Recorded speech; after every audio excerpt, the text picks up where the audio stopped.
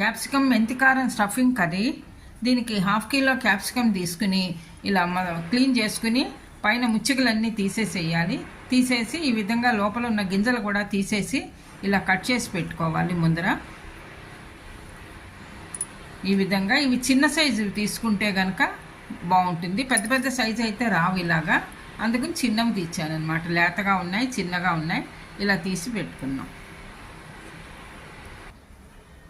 దీనికి ఒక 3 స్పూన్లు మెంతికారం తీసుకున్నాను. మెంతికారం ఇంట్లో ప్రిపేర్ చేసి పెట్టుకున్నది.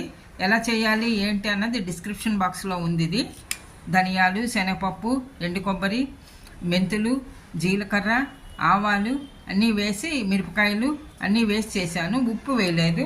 ఇప్పుడు ఉప్పు వేసుకోవాలి. ఇందులోనూ మెంతికారానికి సరిపడా ఉప్పు వేసుకోవాలి. కొద్దిగా పసుపు వేసుకోవాలి. బాగా మిక్స్ చేసుకోవాలి. ఉప్పు పసుపు కలిసేదాకా మొత్తం పొడి అంతా ఉప్పు కలవాలి కదా.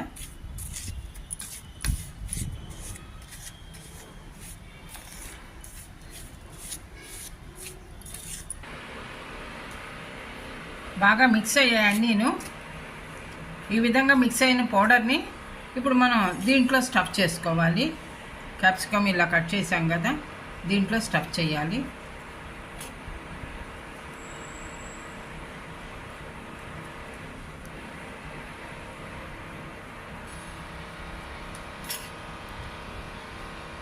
ఈ విధంగా ఇలా స్టఫ్ చేసుకోవాలి.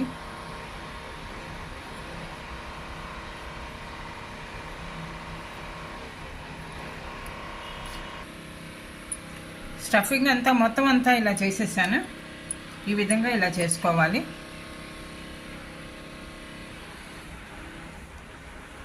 ఇప్పుడు ఒక ప్యాన్ పెట్టి కొద్దిగా మందపాటిది పెట్టుకోవాలి. దాంట్లో ఒక 3 స్పూన్స్ ఆయిల్ వేసుకోవాలి. ఆయిల్ వేడెక్కాక ఈ స్టఫ్ చేసుకున్న క్యాప్సికమ్ అంతా ఇందులో వేసుకోవాలి. ఇలాగా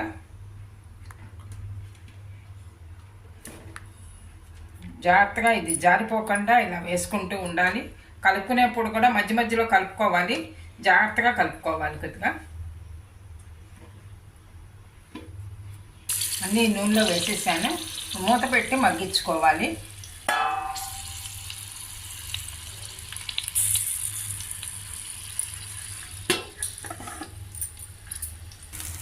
బాగా మగ్గాయి. ఇప్పుడు మిగిలిన పొడి కూడా దీంట్లో పైన వేసేసుకోవచ్చు.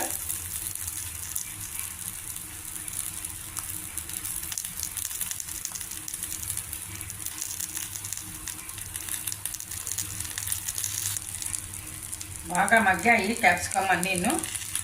ఇంకా మనం సర్వ్ చేసుకునేందుకు రెడీగానే ఉంది. పైన కొద్దిగా కొత్తిమీర, చిన్నగా కట్ చేసుకున్న కొత్తిమీర గార్నిష్ చేసుకొని సర్వింగ్ ప్లేట్లోకి తీసేసుకోవాలి.